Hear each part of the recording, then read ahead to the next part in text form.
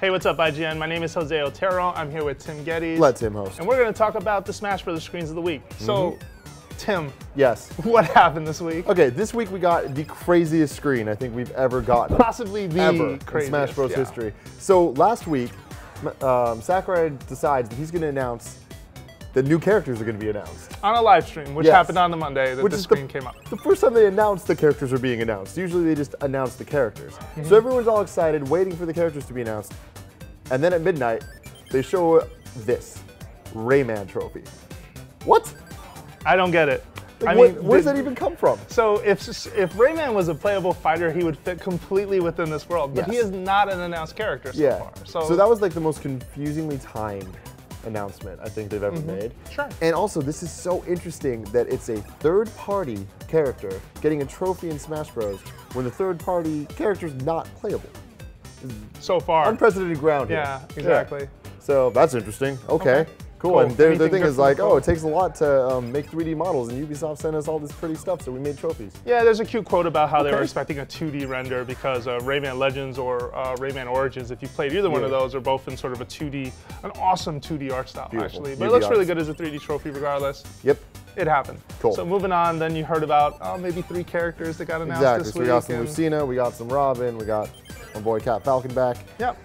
So then pretty much another shocking thing this week was characters announced that we had questions about, and then those questions were answered. Almost immediately. I don't think that's happened before. But there was a lot of confusion with this announcement. So why don't we go through some of those? So now we have Robin here, and they explain the difference between the tombs and the Levin sword.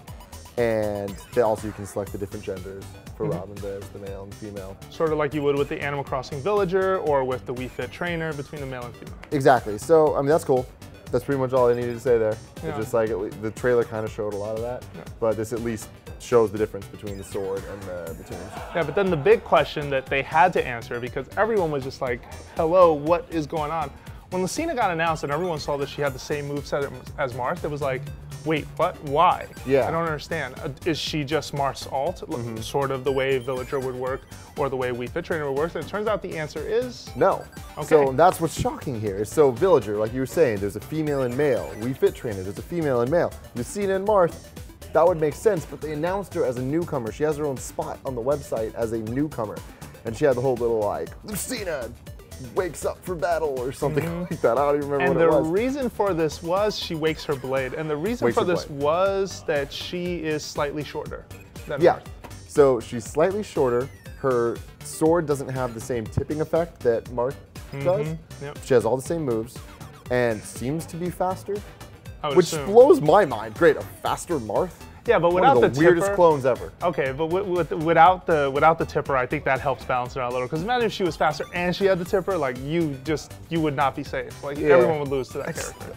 It's really weird to me. It's bad enough we're already worried about like Palutena OP and potentially like the Mii Fighter I'm excited OP. for this though. Oh, absolutely, yeah. That'll be cool. And also, you see in the screenshots that her eye, she has the little that symbol. Call it. Yes. The crest or whatever from Fire Emblem, which in the Rewind Theater we did.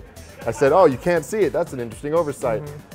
You could not see it in the video. So we were still accurate on that. But I'm happy that my boy Sakurai is going to add that. Okay, the little details. Cool. All right, so then also we get a little bit more clarification on Robin and specifically on how the Levin sword works. So we had a theory that it would basically sort of work in conjunction with the tome, because in the trailer, whenever he was casting magic, he didn't have a Levin sword. It almost seemed like he would conjure it and then it would be usable for a while as sort of a main weapon. Yeah. That's pretty much how it works, or how it Kinda. I mean, the tomes are just his special moves, and then he has the sword, but you can only use his Levin sword a certain amount of times before it turns into the bronze sword, which is how Fire Emblem works, where you have a weapon, it has a certain amount of hits, and then it goes away, and then eventually it'll come back.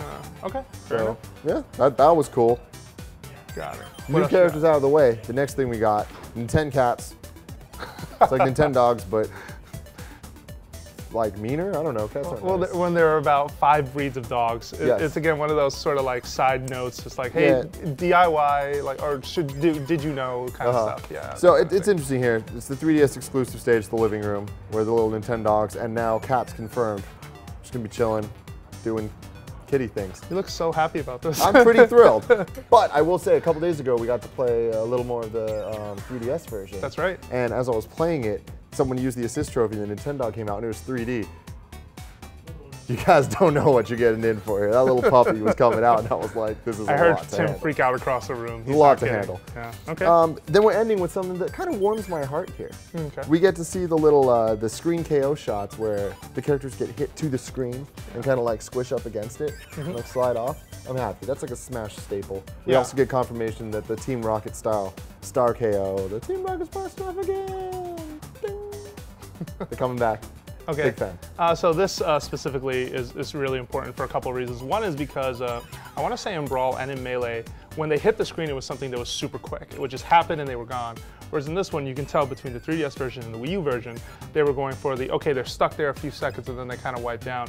Especially being that in 3D, that's going to look impressive, right? Yes. To just have a character that up close and the modeling and all that.